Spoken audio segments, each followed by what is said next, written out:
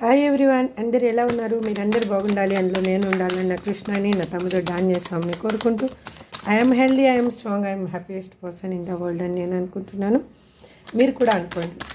ఈరోజు రీడింగ్ ఏంటి అంటే, మీ పర్సన్ మీకు పంపిస్తున్న లవ్ మెసేజెస్ ఏంటి అసలు?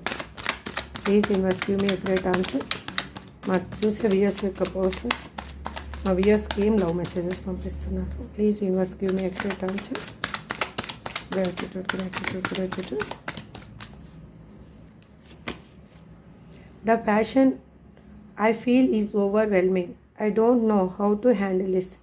ఇది మీ మీద ఉన్న ప్రేమ ఆప్యాయతలు వాళ్ళకి మిమ్మల్ని మీ నుంచి దూరం అయిన తర్వాత వాళ్ళని చాలా పెయిన్ఫుల్గా ఫీల్ అవుతున్నారు. వాళ్ళని ఆ ఫీలింగ్స్ అనేది బ్రతకుండగానే చంపు తిన్నట్టు అనిపిస్తూ ఉంది.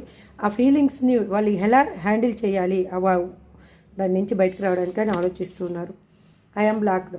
తను మైండ్ అంతా ఎంటీగా అయిపోయినట్లుగా, ఏమీ ఆలోచించడానికి కూడా తనకు శక్తి లేనట్లుగా అనిపిస్తూ ఉంది మీరు దూరమైన తర్వాత. The way I have treated you was wrong. మిమ్మల్ని వాళ్ళు ట్రీట్ చేసిన విధానం కానీ, మిమ్మల్ని వదిలేసిపోయిన విధానం కానీ తప్పు అని తను పశ్చాత్తాపడుతున్నారు, చాలా ఫీల్ అవుతున్నారు, రిగ్రెట్గా ఫీల్ అవుతున్నారు.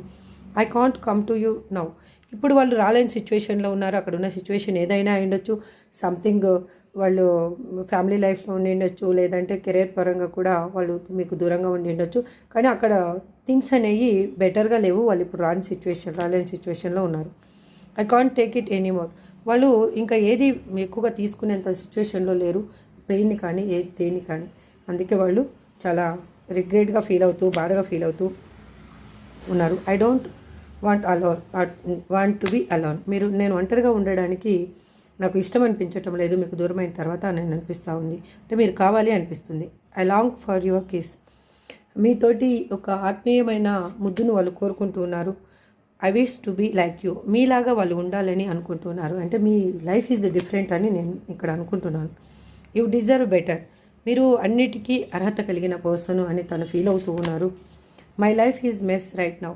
మీకు మీ లైఫ్ని ఒక అతలాకుతం చేసిన పర్సన్కి తన లైఫ్ కూడా ఒక ఎలా అంటే అది వర్ణనాతీతంగా ఉంది. బాధ కానీ ఏది కానీ. I need to figure my self out.